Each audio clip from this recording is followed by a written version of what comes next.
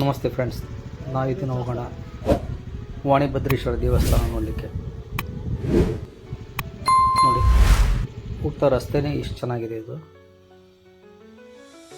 ವಾಣಿಭದ್ರೇಶ್ವರಿಗೆ ಹೋಗ್ತಕ್ಕಂಥ ರಸ್ತೆ ಅಥವಾ ವಾನಭದ್ರಪ್ಪಗೆ ಹೋಗ್ತಕ್ಕಂಥ ರಸ್ತೆ ಇದೆ. ಸುತ್ತಲೂ ಅದ್ಭುತವಾದ ಗುಂಡುಗಳು, ಒಂದೊಂದು ಗುಂಡುಗಳು ಒಂದು ರೂಪದಾಗ. ನೋಡಿ, ಪ್ರಾರಂಭದಲ್ಲೇ ಒಂದು ಶಿವಲಿಂಗ. ಇದು ನ್ಯಾಚುರಲ್ ಶಿವಲಿಂಗ, ಸ್ವಾಭಾವಿಕವಾಗಿದ್ದು. ಇದು ಯಾರು ಕೆತ್ತನೆ ಮಾಡಿದ್ದಲ್ಲ. ಈ ಶಿವಲಿಂಗ ಓನ್ಲಿ ವಿಭೂತಿ ಮಾತ್ರ ಹಚ್ಚಿದ್ದಾರೆ ಅಷ್ಟೇ. ನೋಡಿ ಯಾವ ರೀತಿ ಕಾಣ್ತಾ ಇದೆ ಶಿವಲಿಂಗ ರೂಪದಲ್ಲಿ. ಹೋಗ್ತಾ ರಸ್ತೆಯಲ್ಲಿ ಇದು ಕಾಣಸಿಗುತ್ತೆ. ಮಲ್ಲಾಪುರದಿಂದ ಹೋಗ್ತಾ ಇದು ಕಾಣ್ತಾ ನೋಡಿ. ಸೊ 7 ಬೆಟ್ಟಗಳು ಇದ್ದಾವೆ. ಈ ಥರ 7 ಬೆಟ್ಟಗಳು ಕಲ್ಲಿನವೇ ಎಲ್ಲ. ಎಷ್ಟು ಸಖತ್ತಾಗಿದೆ ನೋಡಿ.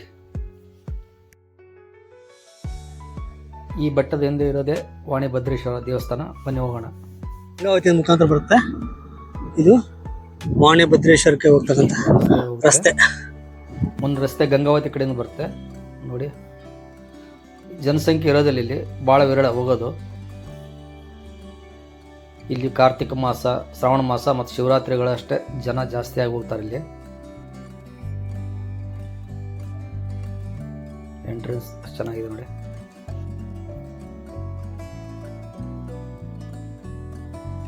ಹೋಗ್ತಾನೆ ಬಸವಣ್ಣ ದರ್ಶನ ಕಾಣ್ತಾ ಇದೆ. ಇಲ್ಲಿ ಹೋಗ್ತಾನೆ ಬಸವಣ್ಣನ ದರ್ಶನ ಆಯ್ತು ನಮಗೆ. ನೋಡಿ, ಇದು ದೇವಸ್ಥಾನದ ಮುಂದಿರತಕ್ಕಂಥ ಈ ನಂದಿಯು ಪ್ರತಿಯೊಬ್ಬರ ಆಕರ್ಷಣೆಯಾಗಿದೆ. ಇದು ನೈಸರ್ಗಿಕವಾಗಿ ಬಸವನ ರೂಪ ತಳೆದ ಬಂಡೆಗಲ್ಲು.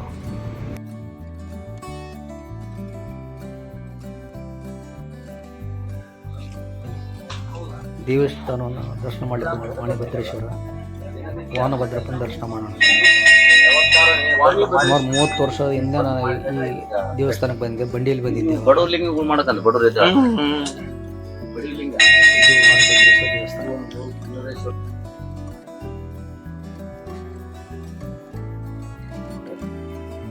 ದೇವಸ್ಥಾನ ಒಳಗಡೆ ಸ್ವಲ್ಪ ಭಜನಾ ಜನ ಬಂದಿದ್ದಾರೆ. ಇವಾಗ ಈ ದಿನ ಭಜನೆ ಮಾಡ್ತಾರೆ ಮೋಸ್ಟ್ಲಿ.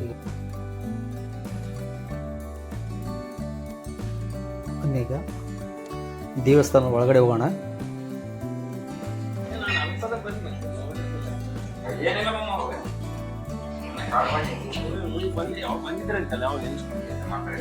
ದೇವಸ್ಥಾನ ಒಳಗೆ ಜನರಲ್ಲಿಂದ ಬಂದಂಥ ಭಜನಾ ಸಂಘದ ಜನರಿದ್ದಾರೆ. ಹೋಗೋಣ, ಒಳಗಡೆ ಹೋಗೋಣ.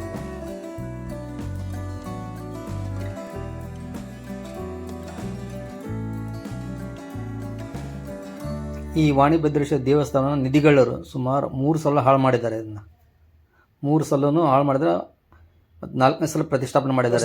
ಅರ್ಚಕರು ಈ ದೇವಸ್ಥಾನದ ಬಗ್ಗೆ ಹೇಳ್ತಾರೆ. ಅರ್ಚಕರು ಹೇಳ್ರಿ, ದೇವಸ್ಥಾನದ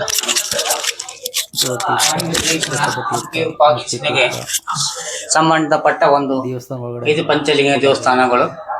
ಮಧ್ಯದಲ್ಲಿ ಹಂಪಿ ವಿರೂಪಾಕ್ಷೇಶ್ವರ, ಹೊಸಪೇಟೆ ಹತ್ರ ಜಂಬುನಾಥ, ಕುಕ್ಷಾರ ಹತ್ರ ಕಿನ್ನೂರೇಶ್ವರ, ಶಿವಪುರ ಹತ್ರ ಸೋಮನಾಥ, ಮಲ್ಲಾಪುರ ವಾಣಿಭದ್ರೇಶ್ವರ. ನಮ್ಮ ಹಂಪಿ ವಿರೂಪಾಕ್ಷ ದಕ್ಷಿಣ ಭಾಗದಲ್ಲಿ 5 ಪಂಚಲಿಂಗ ದೇವಸ್ಥಾನಗಳು. ಇವು 5 ಲಿಂಗವನ್ನು ಒಂದೇ ದಿನದಲ್ಲಿ ದರ್ಶನ ಮಾಡಬೇಕು. ಶಿವರಾತ್ರಿ, ಶ್ರಾವಣ ಮಾಸ, ಕಾರ್ತಿಕ ಮಾಸದಲ್ಲಿ ಪರ್ವ ದಿನದಲ್ಲಿ 5 ಲಿಂಗವನ್ನು ಒಂದೇ ದಿನದಲ್ಲಿ ದರ್ಶನ ಮಾಡಬೇಕು. ಮಾಡಿದ ಪಣ ಅತ್ಯುತ್ತಮವಾದ ಫಲ ಸಿಗ್ತದೆ. ರಾಜರು ಮಹಾರಾಜರು ಈಗೂ ಕೂಡ ಮಾಡ್ತಾ ಇದ್ದಾರೆ. ಇಲ್ಲಿ ಸಪ್ತರ್ಷಿಗಳು ಶಿವನನ್ನು ವಾಣಿಭದ್ರೇಶ್ವರ ಈಗೂ ಕೂಡ ಆರಾಧಿಸುತ್ತಾರೆ. ಆಮೇಲೆ ಇಲ್ಲಿ ಪಂಚತೀರ್ಥಗಳದವ್ರಿ. ರಾಜರು ಮಹಾರಾಜರು ಋಷಿಮರು ಮಾಡ್ತಕ್ಕಂಥ ಪಂಚತೀರ್ಥಗಳು. 1ನೇದು ಸುಧಾತೀರ್ಥ, 2ನೇದು ಪಾಪನಾಶನ, 3ನೇದು ಋಷಿಭಾದ್ರಿ, 4ನೇದು ಪ್ರಸನ್ನ, 5ನೇದು ರಕ್ತತೀರ್ಥ. ಇದರಲ್ಲಿ ವಿಧಿಪೂರ್ವಕವಾಗಿ ಸ್ನಾನ ಮಾಡಿ ಭಗವಂತನನ್ನು ಪೂಜಿಸರೆ ನಮ್ಮ ಸಕಾಲ ಇಷ್ಟಾರ್ಥ ಸಿದ್ಧಿ ಸಿಗುವಂತ ಒಂದು ಸ್ಥಾನದ ಮಹಾತ್ಮ್ಯ ತೀರ್ಥದಲ್ಲಿದೆ ಅಂತ ಹೇಳ್ಬೋದ್ರಿ. ಇಲ್ಲಿ ಬರೋದೇ ಒಂದು ಪುಣ್ಯ, ದರ್ಶನ ಮಾಡೋದೇ ಒಂದು ಪುಣ್ಯ. ಈ ಕ್ಷೇತ್ರಕ್ಕೆ ಅಪರೂಪದ ದರ್ಶನ, ಅಪರೂಪದ ಪುಣ್ಯ ಫಲ ಅಂತ ಹೇಳ್ಬೋದು. ನಾನು ಆಕ್ಚುಲಿ ದೇವಸ್ಥಾನ 30 ವರ್ಷದಿಂದ ಬಂಡಿ ಕಟ್ಟಿಕೊಂಡು ಬಂದಿದ್ವಿ. ಅವಾಗ ನೆನಪಿರಲಿಲ್ಲ. ಸೊ ಈಗ ಅಟ್ಲೀಸ್ಟ್ ಈ ದೇವಸ್ಥಾನ ಇವಾಗ ಯಾವ ರೀತಿ ಇರಬಹುದು ಅಂತ ಹೇಳಿ ನೋಡೋಣ ಅಂತ ಬಂಧಪಟ್ಟ ಬಹಳ ಚೆನ್ನಾಗಿದೆ, ಅದ್ಭುತವಾಗಿದೆ. ನಾವು ಈ ಕ್ಷೇತ್ರಕ್ಕ ವಂಶಪರ ಮತ್ತೆ ಶಿವಮ್ಮನವರು. ಓಕೆ ನಾವು ಈಗ 3ನೇ ತಲೆಮಾರಿನಿಂದ ಮಾಡಕತ್ತೀವ್ರಿ ಈಗ. ಏನ್ರಿ ಶಿವ ಅನುಗ್ರಹ ಖಂಡಿತ ಎಲ್ಲರಿಗೂ ಮಾಡ್ತಾನೆ ಈ ದರ್ಶನ ಮಾಡೋದ್ರಿಂದ. ಏನ್ರಿ ದರ್ಶನ, ಶಿವನ ದರ್ಶನ, ಪಂಚಲಿಂಗ ದರ್ಶನ ಮಾಡ್ರಿ, ಭಗವಂತ ನಿಮಗೆ ಒಳ್ಳೇದು ಮಾಡ್ತಾನ. Okay, thank you.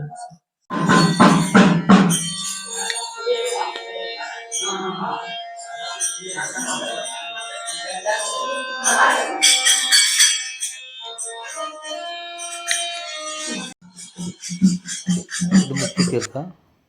ಒಂದೇ ದಿನದಲ್ಲಿ ಯಾವ ದೇವಸ್ಥಾನಗಳು ನೀವು ನೋಡಬೇಕೆಂದು ಗೋಡೆ ಮೇಲೆ ಬರೆದಿದ್ದಾರೆ. ಈ ಬಂಡೆ ನೋಡಿ, ಇದಕ್ಕೆ ನಗಾರಿ ಬಂಡೆ ಅಂತ ಹೇಳ್ತಾರೆ. ನಗಾರಿ ಬಂಡೆ ಅಂದ್ರೆ ನಗಾರಿ ಬರ್ಸ್ತಾರಲ್ಲ, ಎರಡು ಕೈಯಿಂದ ಎರಡು ಬಡಿಗೆ ಹಿಡ್ಕೊಂಡು ನಗಾರಿ ತರ ಇದೆ, ನಗಾರಿ ಬಂಡೆ ಅಂತ ಹೇಳ್ತಾರೆ. ಈ ಕಡೆ ಹೋದೆ ನಂದಿ ನೋಡಿ, ದೇವಸ್ಥಾನ ಮುಂದೆ ನಂದಿ ನಗಾರಿ ಎಲ್ಲ ಎಷ್ಟು ವಿಚಿತ್ರವಾಗಿದೆಯಲ್ಲ. ಈ ಬಂಡೆಗಳು, ಪ್ರತಿಯೊಂದು ಬಂಡೆಗಳು ವಿಚಿತ್ರವಾಗಿವೆ ಇಲ್ಲಿ. ಇದು ಋಷಭ ತೀರ್ಥ. ಮಳೆಗಾಲದಲ್ಲಿ ತುಂಬ ಚೆನ್ನಾಗಿರ್ತವೆ. ಈಗ ನೀರಿಲ್ಲ, ಹಾಗಾಗಿ ಸ್ವಲ್ಪ ಗಲೀಜಾಗಿದೆ ನೀರು. ನೆಕ್ಸ್ಟ್ ಹೋಗೋಣ. ಇದು ಬಂದ್ಬಿಟ್ಟು ಪಾಪನಾಶಿ ತೀರ್ಥ ಅಂತ ಹೇಳ್ಬಿಟ್ಟು. ಸೊ ಎಲ್ಲ ಒಣಗೋಗಿದೆ, ನೀರಿಲ್ಲ, ಕ್ಲೀನ್ನೆಸ್ಸು ಇಲ್ಲ. ಮಳೆಗಾಲದಲ್ಲಿ ಮಾತ್ರ ಸಖತ್ತಾಗಿರುತ್ತೆ ಇಲ್ಲಿ ವ್ಯೂ. ಈಗ ಕೂಡ ತುಂಬ ಚೆನ್ನಾಗಿದೆ.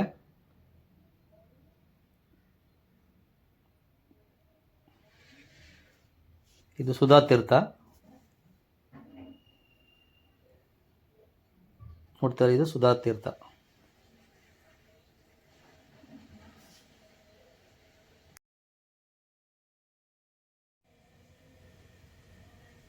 ಇದು ನೋಡಿ, ಕಲ್ಲುಗುಂಡುಗಳು ಯಾವ ರೀತಿ ಕೂತ್ಕೊಂಡಿದೆ ಇಲ್ಲಿ, ಒಂದರ ಮೇಲೆ ಒಂದು.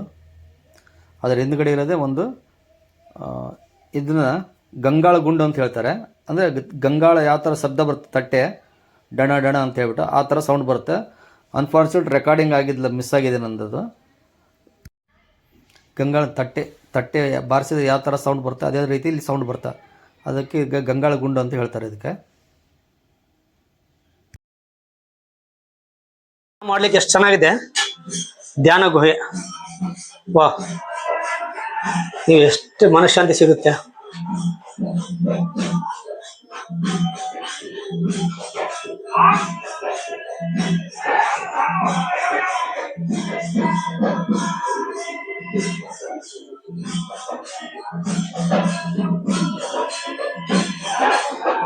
ಧ್ಯಾನ ಗುಹೆ.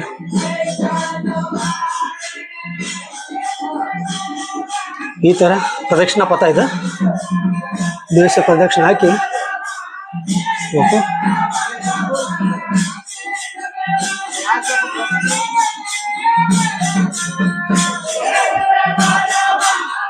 ಭಜನೆ ನಡೀತಾ ಇದೆ.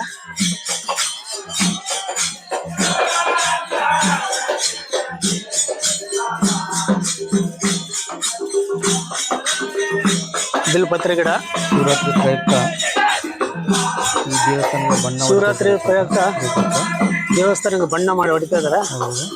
ಇದೆ ಮಾನಭದ್ರ ಪಂಚಾಯತ್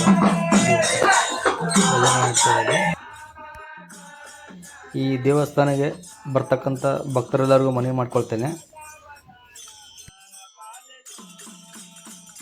ದಯಮಾಡಿ ಗಂಗಾವತಿ ಸುತ್ತಮುತ್ತಲಿನ ಗ್ರಾಮಸ್ಥರು ಅಥವಾ ಗಂಗಾವತಿಯಲ್ಲಿ ಇರ್ತಕ್ಕಂಥ ಸಂಘಟನೆಗಳು, ಹಿಂದೂ ಸಂಘಟನೆಗಳು ನೀವೆಲ್ಲ ಸೇರಿಬಿಟ್ಟು ಈ ಅರ್ಚಕರಿಗೆ ಏನಾದರೂ ಮಾಸಿಕವಾಗಿ ಹಣ ಕೊಡಲಿಕ್ಕೆ ದಯವಿಟ್ಟು ಸಹಾಯ ಮಾಡಿ. ಇದರಿಂದ ಅವರಿಗೆ ತುಂಬ ಉಪಯೋಗ ಆಗುತ್ತೆ. ಇನ್ನೊಂದು, ಈ ದೇವಸ್ಥಾನಕ್ಕೆ ಬರ್ತಕ್ಕಂಥ ಜನಸಂಖ್ಯೆ ಕೂಡ ತುಂಬ ವಿರಳ, ಹಾಗಾಗಿ ಅವ್ರಿಗೆ ದಕ್ಷಿಣ ಕೂಡ ಯಾವುದೂ ಸಿಗೋದಿಲ್ಲ. ಆಮೇಲೆ ಅವ್ರು ಪ್ರತಿದಿನ ಗಂಗಾವತಿಯಿಂದ ಇಲ್ಲಿ ಬರೋದರಿಂದ ತುಂಬ ಶ್ರಮ ಆಗುತ್ತೆ. ದಯವಿಟ್ಟು ಎಲ್ಲ ಅವ್ರಿಗೆ ಹೆಲ್ಪ್ ಮಾಡಿ, ದಯವಿಟ್ಟು ಇನ್ನೊಂದು ಸಲ ಮನವಿ ಮಾಡಿ ಅವ್ರಿಗೆ ಹೆಲ್ಪ್ ಮಾಡಿ.